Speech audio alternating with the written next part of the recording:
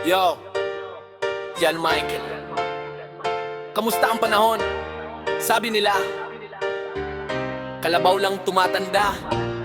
Pero sa'yo pre, yung number mo Roman numerals pa. Check mic, 1, 2, 3 libo. Kilalanin ng lote, Jan Michael ang pangalan. Sa sobrang tanda niya, siyang nag-gohin ng buwan. Hindi na kailangan ng birth certificate at papel. Ang gamit niya noon, pait at martilyo sa pader. Tinanong ko kung ilang taon na ba talaga siya. Sabi niya, nandun ako nung ginagawa pa ang silya. Siya ang original na tropa nila. Pula-po kalaro ng tumbang preso, gamit ay bungo ng tupa. Si Jan Michael Florendo, ang lolo ng lahat. Ang edad niya pre, sa history bukay sapat, inabutan ng Jurassic. Kasabay ang mga dino. Jan Michael Florendo, ang pinakamatanda.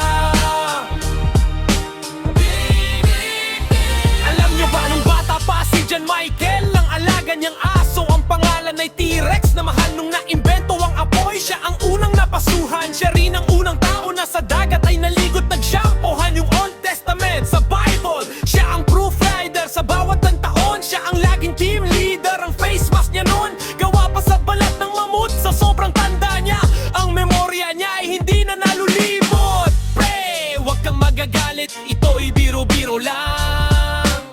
Kahit Jurassic ka na, ikaw ay laging bilang. Sabi nila ang wine habang tumatagal ay sumasarap, pero si Jan Michael habang tumatagal nagiging artifact. Nung panahon ni Rizal, siya nagpahiram ng balpe. Nung panahon ng Hapon, siya nagtago sa katret unan. Jan Michael Florendo, ang lolo ng lahat. Ang edad niya pre, sa history bukay sapat, inabutan ng Jurassic. Kasabay ang mga dino. Jan Michael Florendo, ang pinakamatando. Sabi nila, respect your elder. Kaya Jan Michael, bow kami sa'yo. Dahil nung ginawa ang mundo, ikaw ang nag-abot ng semento. Jan Michael, happy birthday! Di anniversary ng pagkabuhay. Sana abutan mo pa ang mass mission. Stay young at heart kahit ang tuhod mo ay Jurassic.